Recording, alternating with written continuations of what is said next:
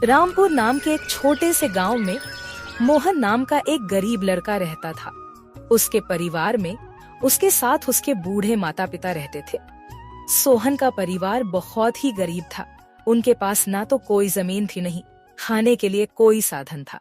सोहन दिन भर मजदूरी करता और उससे जो कुछ भी कमा पाता उसी से अपने पूरे परिवार का पेट भर लेता।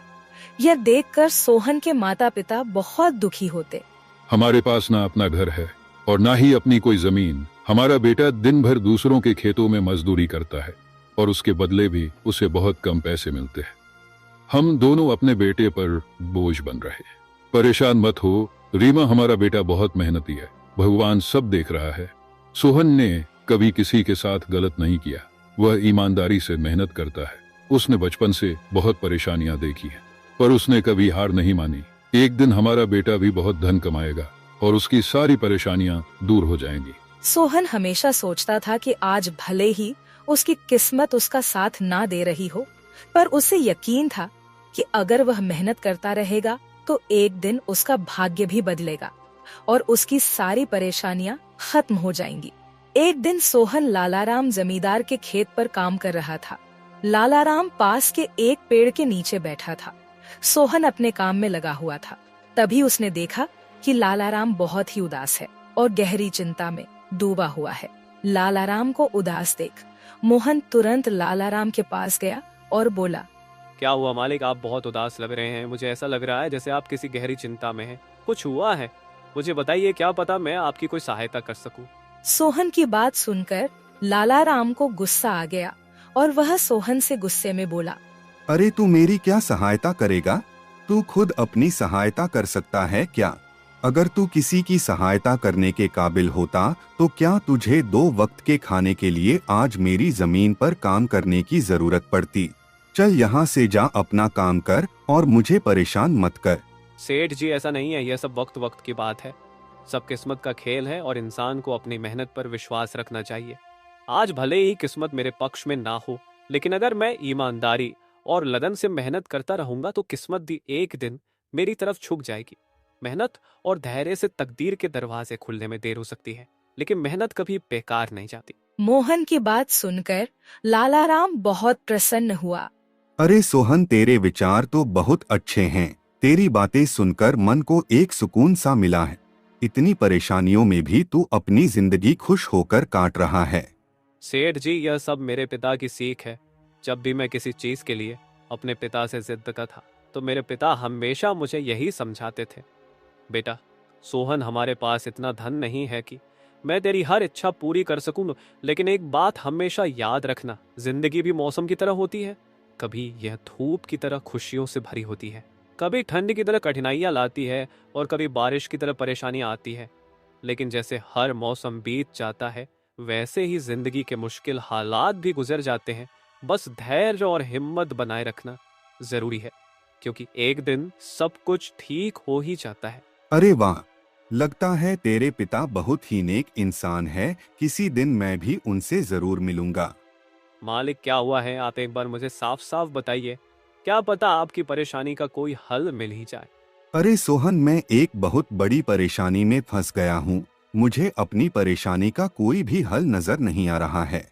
सेठ जी, एक बार मुझे बताइए तो क्या पता आपकी परेशानी का कोई हल निकल ही जाए। सोहन, हमारे गांव में मेरे पिता की एक पुश्तैनी जमीन थी जो काफी पीढ़ियों से हमारे पास थी। उस पर मेरा और मेरे भाई का हक है, पर हमारे गांव के ही 2 बाप बेटों ने उस पर कब्जा कर लिया है। मैं पुलिस थाने में केस दर्ज कराने की सोच रहा था, लेकिन गांव के बहुत बड़े बड़े लोग उनके साथ हैं। मैं कितनी भी कोशिश कर लूं, लेकिन मैं उन लोगों का कुछ नहीं बिगड़ पाऊंगा। अब तो उन लोगों ने उस जमीन पर खेती भी शुरू कर दी। मेरे पिता की पुश्तैनी जमीन मेरे हाथों से छीनी जा रही है, इसलिए मैं बहुत परेशान हूँ। मुझे समझ नहीं आ रहा मैं अब क्या करूँ। आप सही कह रहे हैं सेठ जी, अगर आप कानून का सहारा लेकर भी अपनी जमीन को वापस लेने की कोशिश करेंगे तो भी आप उनका कुछ नहीं कर पाएंगे। हाँ सोहन, अब तू ही बता, मैं अब क्या करूँ? मैं तो सोच सोच कर परेशान हो गया हूँ। मेरी पुश्तैनी जमीन छीनी जा रही है और मैं कुछ भी नहीं कर पा रहा। सोहन ने कुछ देर सोचा और कहा, मालिक आप चिंता मत कीजिए, हर परेशानी का कोई ना कोई हल जरूर होता है। अगर आप चाहे तो एक तरीका है जिससे आप अपनी जमीन वापस पा सकते हैं। अगर ऐसा कोई तरीका है तो जल्दी बताओ सोहन, वह क्या तरीका है? सोहन ने लालाराम को अपनी सारी तरकीब पूरी तरह समझा दी। तरकीब सुनकर लालाराम मोहन से कहता है, अरे वाह सोहन, तू तो बहुत समझदार है, तूने तो बहुत अच्छी तरकीब बताई है।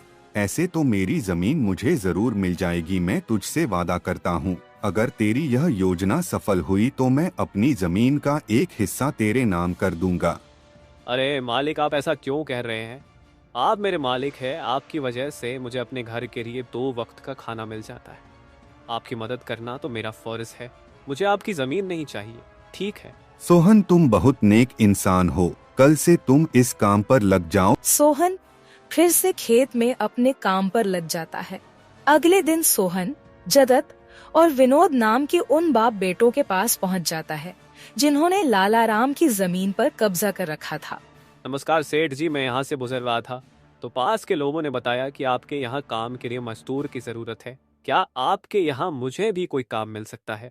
अरे अरे, कौन हो तुम? तुमसे किसने कह दिया कि यहाँ मजदूर की जरूरत है? यहाँ किसी मजदूर की जरूरत नहीं है। सेठ जी, मैं एक मजदूर हूँ, पास ही के गांव में रहता हूँ, काम की तलाश में इधर उधर भटक रहा हूँ। हर दिन कहीं ना कहीं काम मिल जाता है, बस उसी काम को करके अपना पेट पालता हूँ। कभी खेती कर लेता हूँ तो कभी कोई मजदूरी। यह तो ठीक है, पर हमारे यहाँ फिलहाल कोई काम नहीं है। सेठ जी, मैंने तो सुना है कि आप लोग इस गांव के सबसे बड़े जमींदार हैं। आपके पास बहुत सारी जमीन है, इसलिए आपके यहाँ हमेशा मजदूरों की जरूरत रहती है। इसलिए मुझे लगा कि यहाँ मुझे कोई ना कोई काम जरूर मिल जाएगा। अरे भाई, मैंने कहा ना, यहाँ किसी भी मजदूर की जरूरत नहीं है। इसका मतलब लालाराम सेठ आपके बारे में सही कह रहे थे? लालाराम ने हमारे बारे में क्या कहा? अरे कुछ नहीं सेठ जी, चलिए तो मैं चलता हूँ। सेठ जी, आपके यहाँ तो कोई काम नहीं है, मैं अपने लिए कहीं और कोई काम देख लेता हूँ। सोहन वहाँ से जाने लगता है। तभी जगत विनोद ने सोहन को रोककर यह पता लगाने के लिए बोलता है कि लालाराम ने सोहन को उन लोगों के बारे में क्या बताया है। अरे भाई, इधर आओ, शायद तुम्हारे लिए हमारे पास एक काम है। सोहन तुरंत उनके पास चला गया और बोला, धन्यवाद सेठ जी, बताइए क्या काम है? आप जो भी काम बोलेंगे मैं हर काम करने के लिए तैयार हूँ। आखिर बूढ़े माँ बाप का पेट पालना है। अरे सब्र रखो, काम तो हम तुम्हें बता ही देंगे। पहले यह बताओ कि लालाराम हमारे बारे में क्या कह रहा था। सेठ जी, मैं पहले लालाराम सेठ के यहाँ काम करता था, पर वह बहुत ही कंजूस और बदतमीज आदमी है। मैं उनकी यहाँ दिन रात मेहनत करता, पर इतनी मेहनत करने के बाद भी वो मेरी सही मजदूरी नहीं देता था। इस बात पर कल मेरी उससे बहस हो गई थी। फिर क्या हुआ? लालाराम ने हमारे बारे में क्या कहा? जब मेरी सेठ लालाराम से बहस हो रही थी तब उसने ने मुझे कहा कि पूरे गांव में उनसे ज्यादा मजदूरी कोई नहीं दे रहा। तो मैंने गुस्से में कह दिया कि गांव के सबसे बड़े जमींदार जगत सेठ और विनोद सेठ सबसे अच्छी मजदूरी देते हैं, इसलिए उनके यहाँ हमेशा काम करने वालों की भीड़ रहती है। हाँ भाई, बिल्कुल सही कहा था। आखिर हम गांव के सबसे बड़े जमींदार हैं। हमारा फर्ज है कि जो भी मजदूर हमारे यहाँ काम करता है उसे उसकी मेहनत के हिसाब से सही मजदूरी मिले। वाह सेठ जी, आपने बहुत अच्छी बात कही। लालाराम सेठ कभी भी आपकी बराबरी नहीं कर सकता, वह तो शायद आपके जितना भी नहीं सोच सकता। जगत और विनोद सोहन की चापलूसी भरी बातों में आ जाते हैं और उसे अपने यहाँ काम पर रख लेते हैं। चलो अब काम की बात करते हैं। तुम एक अच्छे इंसान लगते हो।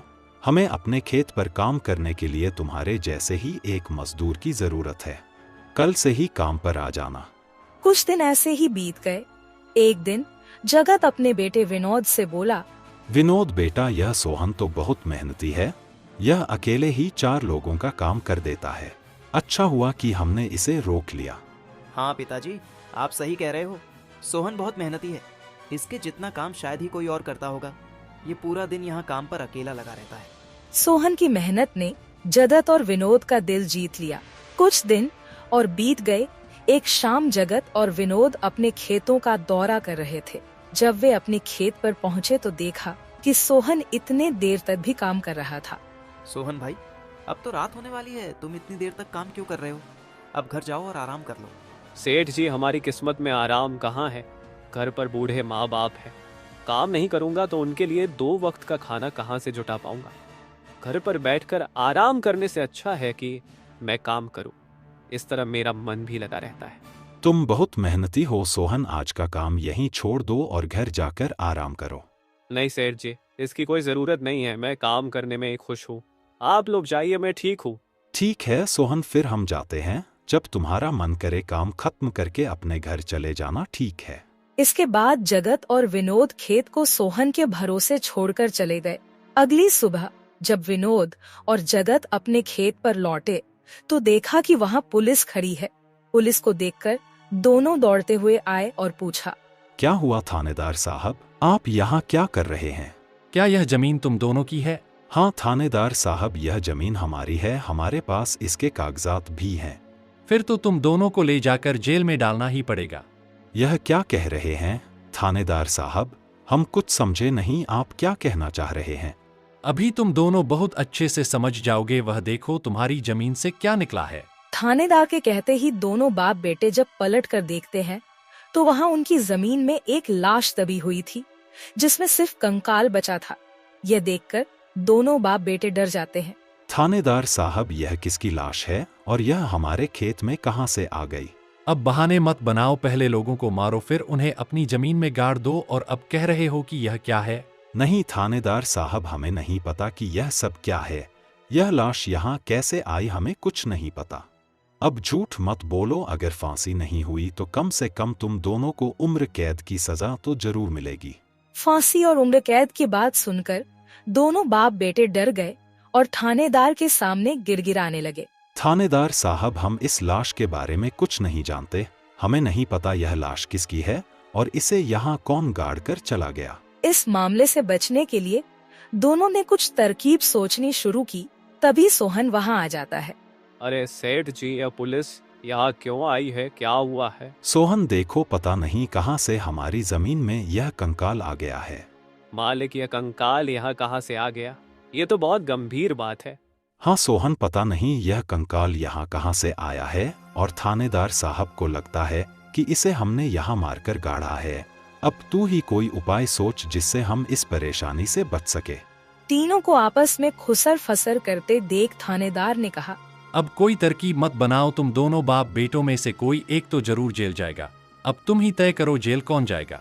थानेदार साहब, थोड़ा सा समय दीजिए, हम तय कर ले कि जेल कौन जाएगा। मैं बस 5 मिनट देता हूँ, जल्दी से फैसला करो कौन जाएगा जेल। सोहन, जगत और विनोद थोड़ी दूरी पर जाकर बात करने लगे। देखो मालिक, दोनों के फंसने से अच्छा है कि कोई एक फंसे। अब सोचिए कौन जाएगा। हम दोनों में से कोई भी जेल नहीं जाना चाहता। सोहन भाई, कोई उपाय सोचो जिससे हम दोनों इस मुसीबत से बच सके। मालिक, एक बात कहूँ, इस कंकाल को देखकर ऐसा लगता है कि इसे काफी महीने पहले जमीन में दबाया गया होगा। जगत फांसी की बात सुनकर पहले ही डर गया था और सोहन की बात सुनते ही उसने फटाफट पूरी कहानी सोहन को बता दी। देखो सोहन भाई, सच कहूँ तो यह जमीन हमने कुछ महीने पहले ही लालाराम से हड़प ली थी। विनोद की बात सुनकर मोहन ऐसा दिखाने लगा जैसे उसे कुछ पता ही ना हो। क्या क्या कहा मालिक आपने? ये जमीन हड़पी थी, मुझे कुछ समझ नहीं आ रहा, जरा साफ साफ बताइए। जगत ने जमीन हड़पने की पूरी कहानी सोहन को बताई। पूरी कहानी सुनने के बाद सोहन ने कहा, मालिक, मेरे पास एक तरकीब है जिससे सांप भी मर जाएगा और लायत ही भी नहीं टूटेगी। जल्दी बताओ सोहन भाई, क्या तरकीब है? तरकीब बताने से पहले मुझे यह बताइए कि आप लोगों के लिए क्या ज्यादा जरूरी है, यह जमीन या आप दोनों की जान? सोहन, इसमें पूछने वाली कौन सी बात है? हमारे लिए जमीन से ज्यादा हमारी जान प्यारी है। तो एक काम कीजिए मालिक, आप सबसे पहले जाकर थाने आर को बताइए कि यह जमीन सेठ लालाराम की है। आप उनसे बोलिए कि हमने तो कुछ महीने पहले ही यह जमीन बस काम करने के लिए उनसे ली थी, बाकी का काम मैं संभाल लूंगा। अरे सोहन, लेकिन इससे तो हमारी जमीन हमसे छिन जाएगी, फिर क्या होगा? नहीं मालिक, शायद आप मेरी तरकीब समझ नहीं पाए। जब आप थानेदार को बताएंगे कि यह जमीन सेठ लालाराम की है तो पुलिस किसे गिरफ्तार करेगी? सेठ लालाराम को। और जब लालाराम जेल चला जाएगा तब आप लोग फिर से जमीन पर कब्जा कर सकते हैं। इससे आप लोग भी जेल जाने से बच जाओगे और जमीन भी आपके ही के पास रहेगी। सोहन की तरकीब सुनकर दोनों बाप बेटे दंग रह गए। वाह सोहन भाई, तुम तो बहुत होशियार हो। आज तक तुमने हमें अपने काम से खुश किया था, अब तुम्हारी बुद्धि हमारी जान भी बचाएगी। इसके बाद तीनों थानेदार के पास गए और मोहन ने जो कुछ कहा था वही बात दोनों बाप बेटे थानेदार से कहने लगे। थानेदार साहब, यह जमीन हमारी नहीं है। हमने कुछ महीने पहले ही काम करने के लिए यह खेत लालाराम सेठ से लिया था। वह जब खुद फंस गए हो तो अब किसी और को फंसाकर अपनी जान बचाना चाहते हो ना? साहब, अगर आपको हमारी बात पर यकीन नहीं हो रहा तो आप सोहन से पूछ लीजिए। वह हमारे साथ बस कुछ दिनों से ही काम कर रहा है। इससे पहले वह सेठ लालाराम के यहाँ काम करता था। बोलो सोहन, यह जमीन किसकी है? थानेदार साहब, ये जमीन सेठ लालाराम की है। जगत सेठ और विनोद सेठ ने तो बस कुछ समय से इस जमीन पर खेती कराना शुरू किया है। सोहन की बात सुनकर थानेदार ने सोहन से कहा, सेठ लालाराम को बुलाने के लिए कहो। सोहन, तुम एक काम करो, जाओ और सेठ लालाराम को बुलाकर लेकर आओ। सोहन तुरंत जाकर सेठ लालाराम को बुला लेता है, परंतु लालाराम अपने साथ गांव के सरपंच को भी अपने साथ ले आता है। यहाँ क्या हो रहा है? यहाँ इतने लोग क्यों जमा है? देखिए सरपंच जी, इन दोनों की जमीन से एक कंकाल निकला है और अब यह लोग कह रहे हैं कि यह जमीन इनकी नहीं है बल्कि सेठ लालाराम की है। थानेदार ने सरपंच जी को पूरी कहानी सुना दी। अपने आप को फंसा देख जगत ने सरपंच से कहा, नहीं सरपंच जी, यह जमीन हमारी नहीं है। हम यहाँ बस कुछ समय से काम कर रहे हैं। आप हमारे मजदूर मोहन से पूछ लीजिए। हाँ थानेदार साहब, यह जमीन सेठ लालाराम की है। मैं कैसे मान लूं कि यह जमीन लालाराम की है? हमारे यहाँ का थानेदार तो कह रहा था कि इस जमीन पर कोई केस चल रहा है और इस जमीन पर तुम्हारा कब्जा था, और अब तुम कह रहे हो कि यह जमीन लालाराम की है। नहीं साहब, हमने लालाराम के साथ धोखा किया था। हम बस इस जमीन को हड़पना चाह रहे थे, लेकिन अब हमें यह जमीन नहीं चाहिए। अगर आप चाहें तो हम केस भी वापस ले लेंगे। थानेदार साहब, आप जाइए, बाकी का काम अब हम संभाल लेंगे। सरपंच के कहने पर थानेदार वहां से चला जाता है। सरपंच ने लालाराम से कहा, अब बताओ, यह कंकाल यहाँ कैसे आया? तुमने किसे मारकर यहाँ गाड़ा है? अरे साहब, यह तो नकली कंकाल है। इन दोनों ने मिलकर मेरी जमीन हड़प ली। मैंने और मोहन ने मिलकर यह तरकीब सोची थी ताकि इन दोनों से सच निकलवा सकें। लालाराम की बात सुनते ही दोनों बाप बेटों के पैर तले जमीन खिसक गई। यह हम दोनों की साजिश थी, इन लोगों के मुंह से सच निकलवाने के लिए। सोहन को इस योजना में शामिल देखकर दोनों बाप बेटों को समझ आ गया कि यह सब सेठ लालाराम और मोहन की मिली भगत थी। दोनों बाप बेटों के पास अपनी गलती मानने के सिवा कोई चारा नहीं था। हमें माफ कर दीजिए सरपंच जी, हम लालच में आ गए थे। हमें माफ कर दीजिए। हम आज के बाद यह गलती कभी नहीं करेंगे और यह जमीन भी सेठ लालाराम को वापस दे देंगे। जगत और विनोद दोनों सरपंच और सेठ लालाराम से माफी मांगने लगे। दोनों को इतना गिड़गिड़ा देख लालाराम ने उन्हें माफ कर दिया। सरपंच ने भी उन्हें जेल नहीं भेजा और सेठ लालाराम ने अपना केस वापस ले लिया। लालाराम के केस वापस लेने के बाद सरपंच जी भी वहां से चले जाते हैं। धन्यवाद सेठ लालाराम जी, आपने हमें माफ कर दिया। आज के बाद हम ऐसी गलती कभी नहीं करेंगे। ठीक है जगत, कोई बात नहीं, मैंने तुम्हें माफ किया। बस याद रखना कि एक जमीन के टुकड़े के लिए तुम अपनों के साथ कभी गलत नहीं करना। बुरे समय में तुम्हारे अपने ही तुम्हारे साथ खड़े होंगे। जमीन का क्या है, कभी मेरी तो कभी तुम्हारी।